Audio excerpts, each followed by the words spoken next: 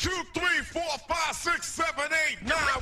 It's the 10 Cut Commandments. What? What up, world? You are now tuned in to Barber World TV, the podcast.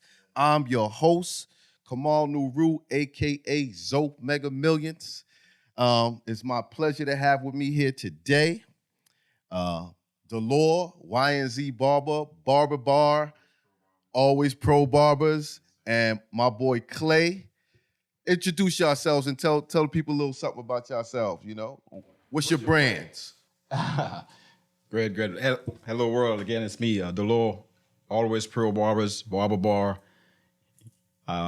You all know me from the barber supply, man, coming through. But now, you know, I am evolving into be one of the top barbers in Tri-State. I'm still grinding, still learning, and we never stop. Also, definitely very strong on the fitness. Stay healthy, guys. Eat healthy. And I'm going to slide this over to my brother Clai here to just stress a little bit more about that and what he's doing and everything else in the community. Peace. Definitely. Clai Sculpt, the GQ barber trainer. Just all for the community, man. Mainly for the kids. When you plant seeds, they be raised right, especially in the right environment. That's just my job, you know, as a king in the community, and as a father and as a brother. So I'm just out here, just, you know, enjoying this. This is a beautiful thing, man. Barber world. We need things like this so we can express things and we can get things together, you know, no confusion. That's what we're here to do, brother. It's a solution, you know? That's right. This is the solution. So one by one, quickly tell me how you came to barbering. Great question. It's been a hobby as a barber, and it's been a hobby for me. But, you know, I started my whole career as a corporate structural engineering at a computer desk. And it was back in 2008. The economy went down and everything just turned, and I had to make a decision. And I've always loved the fact of being in the midst of all the people. I was getting a bit very entitled about the desk job, right. But definitely, you know, I was walking and I learned about the industry. I got into it actually, and you were one of my first inspiration when I met you, late 2008, early 2009 when we met, and this is where it all started. And today, you know, I'm just embracing this whole industry, and what really encouraged me more to become a barber and get more involved is just what I noticed out there in the barber world, and how some of the barbers are not respecting the craft as they're supposed to, and where it can lead you. There is just no limit. Right. You know, this is a great industry. This is what people are looking forward to at a barber. You know, and we always. Don't limit yourself as a barber, right? And I'm a strong advocate about this. Yeah, your story is very interesting to me because when we met, you were basically a supply salesman, door-to-door supply, barber supply salesman. That's correct. And which is interesting because you built your relationships with the barber community, and that light, and then you transitioned from being a salesperson to actually picking up the clippers and start cutting yourself. Yes. And now you're in a position where you have your own location, and you still sell supplies. We still do. Yep. And you still hit up all the shows. Yep. And I just think that's amazing, but we'll get into that. But Clai, how did you come to barbering? My mother used to cut my hair. Mm-hmm. She used to go to school at Wilford Academy. That's like an old famous academy in New York. Yeah. And her and my uncle was going there, and I guess she ran out of dummy heads and just decided to cut me and my brother. Uh-huh. And they had the old school oyster. You know, they only had one guard, and that's it. Right. And I moved upstate New York, and in Buffalo. Mm-hmm. And then I just started cutting my own hair because I got sick of her cutting my hair. So I learned how to fade myself and all that. And once I learned how to fade myself, and I was going to school, and everybody was like, yo, who cut your hair? You went back to New York? And I'm like, nah, I did that. Mm-hmm. So from there, I just started cutting hair. I joined the football team. I was always boxing. I've been boxing since I was 9. Right. I cut people on the boxing team, football, and basketball. So that's how I just got it out there. And then when I came back to New York, you know, a lot of people didn't know me for that. They know me from just being street. Right. So, you know, had to thug a couple of people to sit in my chair. And then after a while, I just started getting better and better, cutting in my projects where I grew up at in Vanderveer, Flatbush. Cutting on the 4th floor. Took the the mirror that they got on the mirror that they got on the dresser. I took that, put it on the wall, as well as the fish tank light, and then I took some cement nails and just put my clippers up there. Then I was cutting everybody here for like $8, and in your crib or in the hallway? In the hallway. Free electricity, man. Shout out to Vanderveer Projects. I started in my house and then moved from my house to the hallway, and then from the hallway into a barbershop. So I definitely understand that. It's just a natural progression that you might not plan for it, but it kind of falls in your lap. Yeah. And everyone has that entrepreneur spirit. Yeah. So it's a way to make money. So you're going to do what you need to do to make some money legally. You know what I mean? Nobody could really down you for it. Yeah. And you just progress. Yes. Now, how did you guys develop your skills? Did anybody have a mentor? Was it YouTube videos? Now tell me how you develop your skills. I think it's repetitively and just being involved in the shows and just I definitely I've like you said, my first encounter in this industry is being out there and being in so many different shops. Right. So I used to definitely take a peek at methods of how guys are really taking off this line, especially from a ball fade and so that was where I pick up a few things. And I've learned from a few guys, definitely being around them. Definitely, I think I've picked up how to do a high top from you, really, because that's what one of your, you're really stuck on that. That was one of your old school master. Old school. But just being around other barbers and being at Signature Clips too, Barber Bar, actually, and likewise, Clai has always, he's always really stressed on me to stay in the barber supply and try to master that. But he always also encouraged me to be a barber and just stick to what I think I'm strong at. That's one of the things he's always said to me, and I think that's how I'm growing, and that's just the little advice I've gotten here and there, and just pick up from my mistakes, and I'm still learning. So how did you deal with being a vendor, a barber supplier, going shop to shop? Mm-hmm. I know you got this everywhere you went. Yo, get a haircut. We buying supplies from you.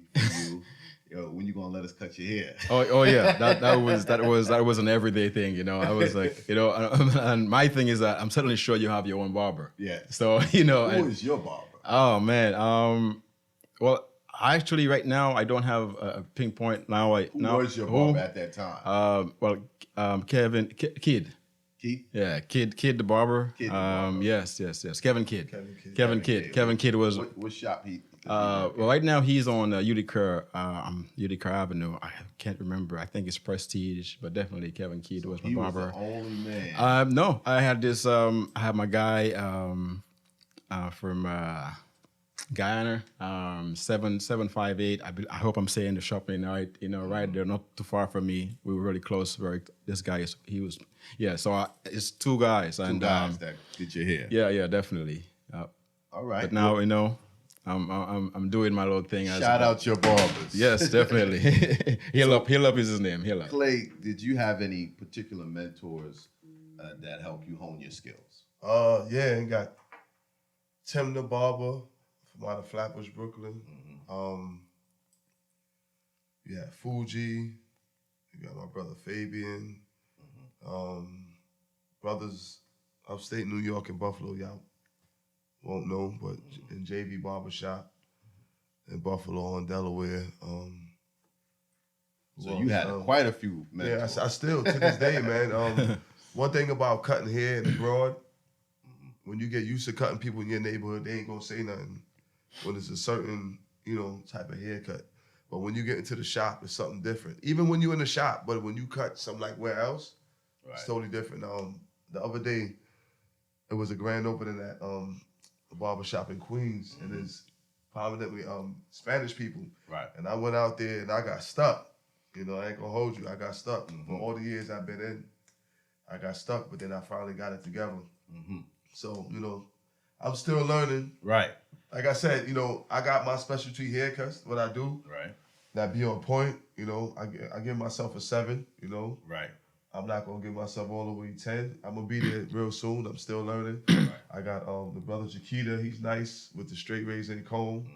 It's still stuff for me to learn. You learn something new every day. I can learn from each of y'all guys. Also, you with your flat top video that I got from you from the first event, and you know, I just learned from everybody. You know, see a lot of dudes on YouTube now. I learned a lot from YouTube now. Right. Which is amazing because I just had that conversation a minute ago that when I was learning, there was no YouTube. Yeah. You know, so it's totally different for guys learning these days who can actually look at videos on YouTube and learn some things. I mean, don't get me wrong.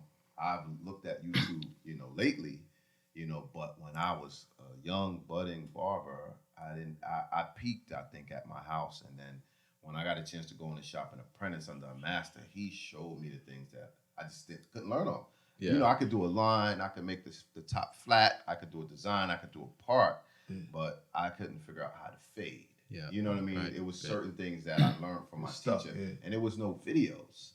So had I not had an opportunity to apprentice under a master barber, I don't know where I would have got to the next level because there's only so much you could teach yourself without no direction. You know? I was just upstate, just absolutely looking, you know, and just trying to figure it out. Just looking. It was another barber out there. His name was Buff, and I would look at Buff haircuts, and I'm like, yo, how you get the side so clean? Like, what is he doing? To the point, I said, I just can't go ask him what he doing because he ain't gonna tell me. I'm from New York and he's from upstate, and it was always like a little friction in between that. Right. So I became his client. So I sit there and wait. Oh, you got 10? All right, I'm going to wait till the whole 10. No doubt. So I started watching like that, you know. And that's how I learned, too, how to comb fade and all that, too, just by going, sitting in dudes' barbershops and find out who's the best barbershop in the community. Right. And I just sit down and just wait and just watch his technique slowly, like how the brother from Drumline. Right. You know, how he couldn't read the music, but he knew how to do the comb fade. It was this one dude on Bushwick and Moore. His name was Guess. And he was nice with the cold fade. He was the only Spanish dudes over there by Williamsburg Projects and just hitting it, bang, bang, bang. And I'm like, I just sat there and just waited. Right. Like, nah, they could go. Because I'd never seen nothing like that. And then I went to Philly, I see that again. It was amazing. So yeah, that's definitely another approach to sit there and hang out in the barbershop and watch. Yeah. That's what I always tell young barbers in the shop. If they're in my shop, I'm like, if you're not cutting or you're not giving out business cards, talking to people, then watch the barbers. You give them room. You don't crowd them, but you watch. You know what I'm saying? Sometimes they crowd you though, and I'll be like, yo, I'm into a little personal conversation, so just give me a couple feet back. Yeah. But that is another way that you could learn by sitting there and just watching. There's a lot you can learn by watching, but it's also great if you can ask questions. Yeah. You know what I mean? And I would just say, but young barbers, don't be discouraged. Don't be. You know, a lot of people are more than willing to teach something because they get something out of teaching. So even though you said he probably wouldn't have taught you or gave you the answers because you're from New York, well, you never know that. I didn't know how to approach. Right. As being from New York, being upstate, they say hi to you just for the sake of saying hi to you. Right. That's their way to get to know you instead of us in New York, like, yo, what you looking at? And then we get to fight, and we want to be friends after. So I didn't know how, you know, I didn't have social skills at all. To approach the situation. So I said, you know what? Let me do a strategy. Let me get a haircut. So it worked. There's more than one way to skin a cat, as they say. There we go. Right. So I'm curious to ask, what do you guys think of the state of barbering right now in regards to social media, the shows, and you know, the tools, equipment? You know, I'd just like to get your opinion on where things are right now. Well, I love what you brought to the game. You was the originator that I knew.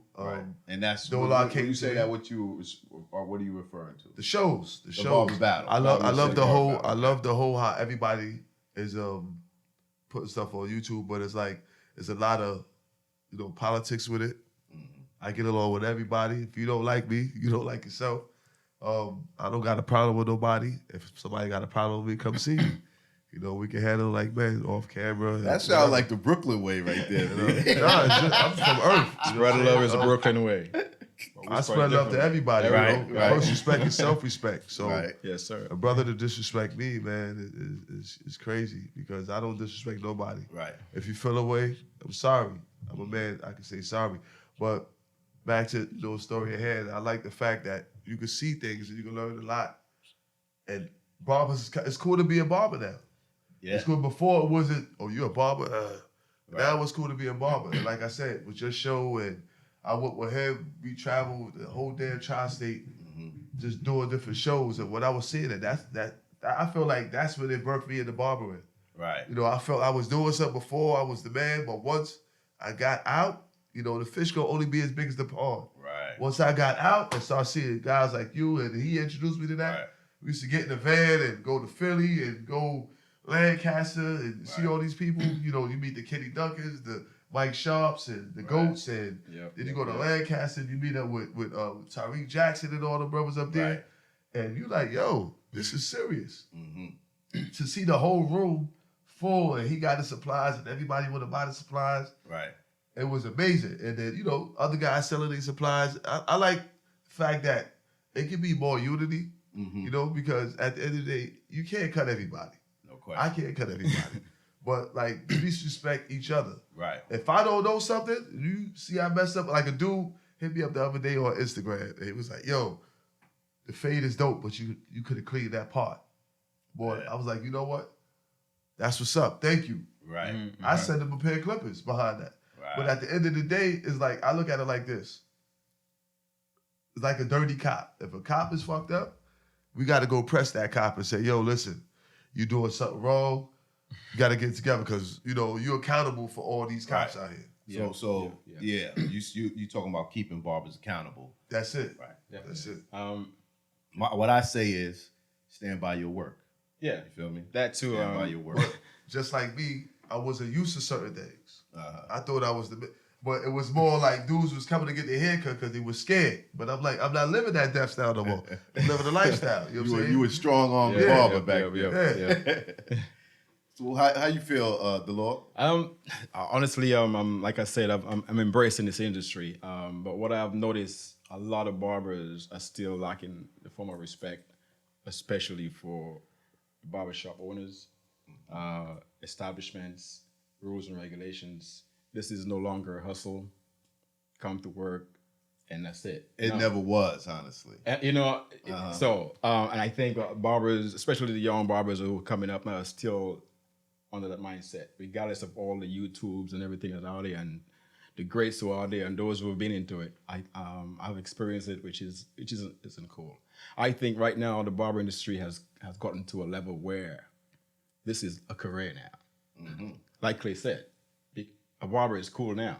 Right. It's like, yes, you know what? It's cool again. It's cool again. Now you know you can definitely make a decent living and pay your mortgage as a barber. Yeah. You know, but you have to put in the work, and it all starts with you. You know, you don't show up 11 o'clock every day, or don't show up, and you always you attitude, man. I heard it once said that, and it makes sense that barbering is a licensed profession. Mm-hmm. So, when you put those two things together, there are a few professions where you need to have a license. You know what I mean? If you go through the process of getting your license, you know what I'm saying, to be a professional, then, you know what I'm saying, that right there, if you're going to call yourself a licensed professional, which you should, then that's self-explanatory. You know what I mean? Mm-hmm. Mm-hmm. Well, definitely. Even if it's just like, say for instance, you got your degree or whatever. The school really don't care how they pass you. As long as they gave you the money, and that's it. I know a lot of barbers that got their masters, and I look at their haircuts, and not to put no dirt on them. I feel like I could cut them under the table. Yeah. But I don't know what these schools is teaching them, and at the same time, to piggyback off what he was saying, as far as like the workers, you got to lay down your structure. You shouldn't just be trying to. It's like renting an apartment. Mm-hmm. I got to know your background. I got to know who you are. I just can't be renting a chair to you if you're a thief or you know, you got a drug habit, so you can't keep that bill up. Right. So you got to know we gonna do structure. One thing what barbershops don't do, and shout out to Jez Barbershop because he do this with his team. I don't know if y'all heard of it, Jez Barbershop. To me, it's like one of the top barbershops in New York. Like this dude right here, if you don't come to work dressed up, you got to go home. You know what I'm saying? And they greet everybody coming to the door. Right. That's not a plug. I'm just, I just like the way their system. The way they move. But what he do is he make sure everybody's structured. Okay, every week we gonna go out and eat. Mm-hmm. Bring your family. That's so you can tell who's who. When you bring the family, I'm gonna take half of the rent money and we gonna go eat somewhere. And I'm gonna see how you interact with your family. Right. And I'm gonna make sure you not working all night so you can't spend time with your family. I'm gonna let your wife see the brotherhood that's going on. Right. So that's where we get it wrong. And we all try to make it a color thing. And I'm from Earth. You know what I'm saying? It's not black and white thing. You got people, he's Spanish or he West Indian. Ain't no such thing as West Indian. That's a Christopher Columbus mistake. At the end of the day. No doubt. Right. Nobody's American. Everybody's African. At the end of the day, I feel like, we all one. And we got to know to come together. It shouldn't just be, okay, this barber battle, we going to connect.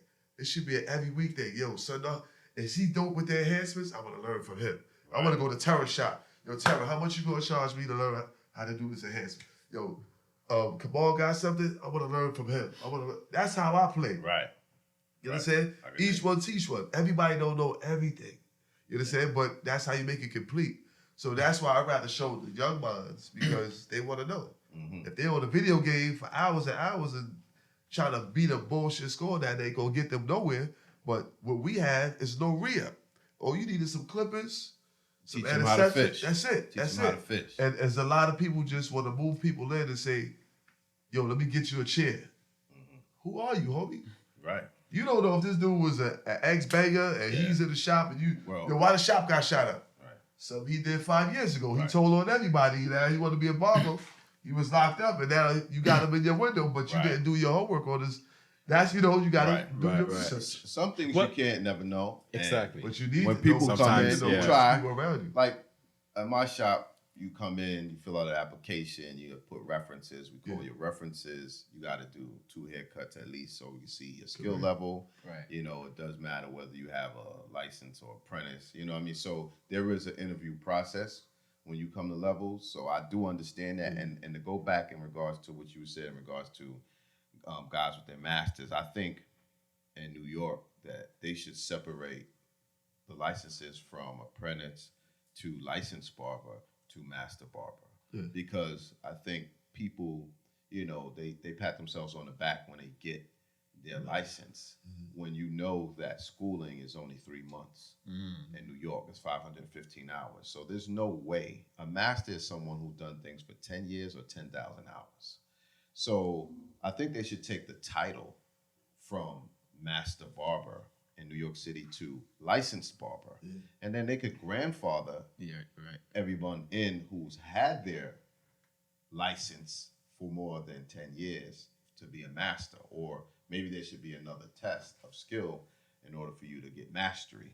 But that's what I do have a little problem with guys running around saying, I got my master license. You can change that, though. Yeah. All you need is 3,000 signatures. You know that, right? Well, we're going to start it here at Barber World TV. We need to separate in New York State licensed barber from master barber, because I hate when cats that can't cut a lick talk about their master barber. This is the instructor. And I see you. I'm a state board examiner, so I see y'all at your state board exam sweating and cutting people with the razor, and you know what I'm saying? And actually don't even know the steps for the test. And that goes for barbers who are masters and been cutting for years, but they still want to see certain steps. They want to see you approach things in a certain way. Right.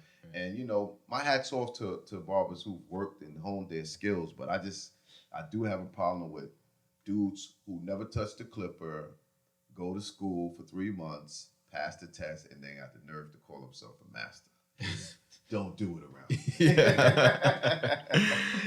On that note, I'll take some lessons, Oh, definitely. The key word to learn is earn. And I still want to learn. I'm not afraid to say that. I still want to learn. That's life is learning. Learning process. Yeah. So, you going to say something, Dolor? Well, I was just going to stress a little bit about the industry itself and how it has evolved from where it is, and why barbers should definitely respect this craft. And when you work corporate, you get a raise probably every year, every 2 years. That 2% as a barber is every day. That 2% increase. So if you want that 2% increase, you have to show up. Barbers, but you show up, that you come into work with dignity, and be persistent about it, know. So, and I've been around a lot of barbers, individuals, and I have learned and I have grasped. I'm not perfect. I've made errors. I've probably upset a few people. So, guys, let's talk about the events coming up and how y'all feel about the events. What's next on your calendar? Definitely what's next is this weekend, Concrete Jungle. Big shout out to the lineup crew, AA Razors. Want to shout out my guys out here. Right. And then all the supporting cast that's going to be out there. Definitely Success Dick is going to be around Jersey. He'll be the one hosting it, the lineup crew. But Danny Amora? Danny is definitely going to be out there. But I just hope that the Brooklyn barbers at least show up, come out and support. It's not. I mean, this barber showcase battle. There's so much you can learn from it. Right. It can actually boost you up the next day. To see that there's so many barbers who are in love with the industry and what they're doing with it, and how far they've gotten and what, how much you have earned from it. That's why I'm trying to encourage a lot of Brooklyn barbers, New York barbers to come out and just support. Be part of something. Yeah. Be part of it. This is all us, man. We just keep knocking each other down and not trying to support and come out here. Show some real barber love. Can't be a millionaire behind a chair, man. Stop playing yourself. Be innovative, man. Come out and learn something. I'm gonna be there. Be out there. Yeah, so y'all talked about the Concrete Jungle battle. Yes, sir. And anything else on your schedule outside of that? Well, I know there's Vegas coming up. I have a trip planned for Sweden. I want to travel a bit more, get out there and just get my feet wet in a few other industry and try to learn a few more things. Definitely, especially with the straight hair, Caucasian hair, I want to definitely increase my craft in that department for sure. Because even in my neighborhood where we opened a new location, this area here is just predominantly, it's gentrification is taking over. That's right. And I think we should take advantage over it. There's no, they're coming. No, join them. Be a part of it. Right. Open a cafe if you have to. Open that pub. Even if you have to get a close white friend, it's all right. Just be a part of it. Don't get like, they're coming to take over. Yeah, there is a pros and cons about everything, yes, because they're pushing away the whole culture, but you gotta step your game up. What you doing to keep it? Stay out the club. What you doing to keep it? Don't worry about nobody taking it. What you doing to keep it? Exactly. Right? So you right? We can't be embrace change because it's coming. That's it. And that's the thing. People are afraid of change. I just love what I do, man. At the end of the day, everybody got their way of doing what they do. I love what I do. I'm comfortable with my skin. Right. And that's about it, man. I'm gonna be at the premiere show the next day. After that, I'm gonna be in Philly. Yeah, that's the second day of the premiere. I might try and make it out there. Yeah, why not? Barber Bar gotta be everywhere, man. Why not? I thought it was only Sunday, or it's both Sunday and Monday. Yeah. Oh, okay. So tell people where they could reach you guys. Definitely. Always Pro Barbers, THZ, the Barber Bar. I am located at 1848 Flatbush Avenue. That's the first location. The second one is on 1323 North Strand Avenue. This is where I am Monday to Sunday. I do need a day off, but we have to grind it. It's a new shop. We're trying to get the community to know that we are here, and we just want to bring a whole different light to Nostrand. And Nostrand is no longer the hood, man. It's a little. Yeah. This is what it is right now. Levels on Nostrand. Levels on Nostrand too. Never was community. Yeah. So we trying to change the whole industry in Brooklyn. Step Up Your Game Barbers let's get at it, do what we have to do, support each other, and let's unite, man. Let's make this happen. Definitely. Clay? Hey man, you can find me on Instagram, Clai Sculpt, ClaisSculpts. You can find me your local fitness areas, in Brooklyn, Manhattan, wherever you need me to be, just hit me up. I'm all for the barbers getting in shape as well. Right. You know, Yeah, poor circulation. briefly before we get out of here, tell us about how you connected the two, barbering and fitness. Well, I started just doing fitness in the barbershop. We had a pull-up shop. Pull-up bar in our barbershop, and then a fellow came to me that I grew up with, and he was part of the bartenders, and he brought me to Harlem to come see Giant, and them dudes had me on the bar going crazy and doing push-ups. You know, it's a lifestyle, it's not a death style. From there, I went and got my degree.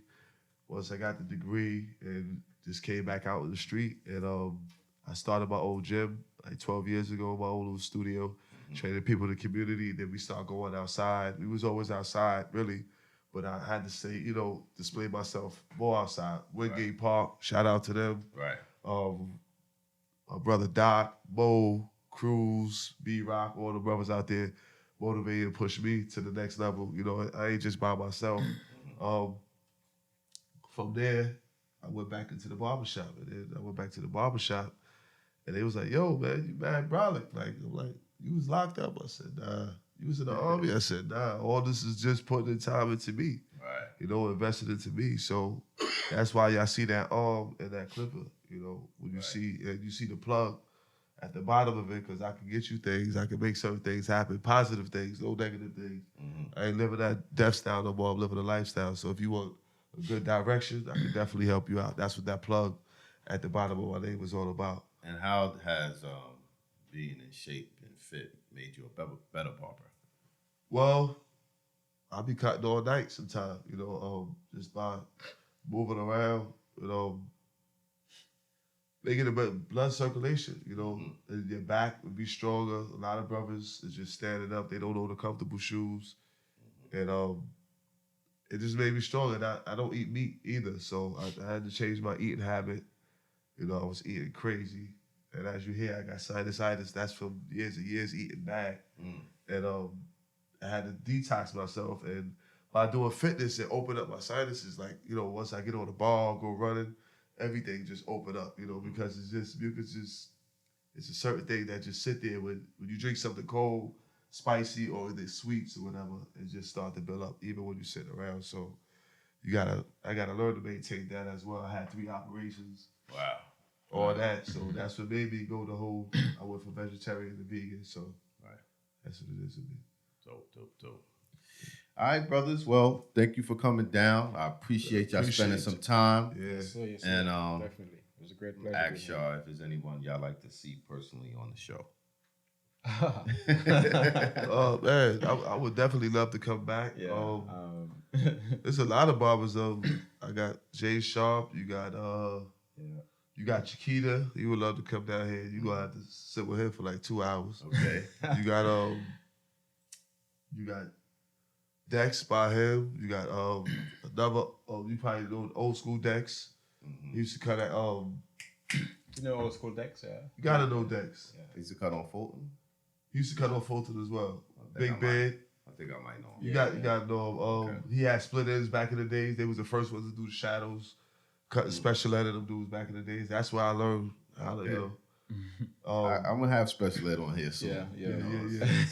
I would love to see Kevin Kidd on here. Yeah, Kevin Kidd. Definitely Kevin Kidd. And just one Shout of the Barber. ordinary barbers just out there on Flatbush. Right. Just to have them experience and have them share the point of view. Yeah, about that's what it. we're here for, Barber TV. You know, so you know, sorry, I shouldn't say ordinary barbers.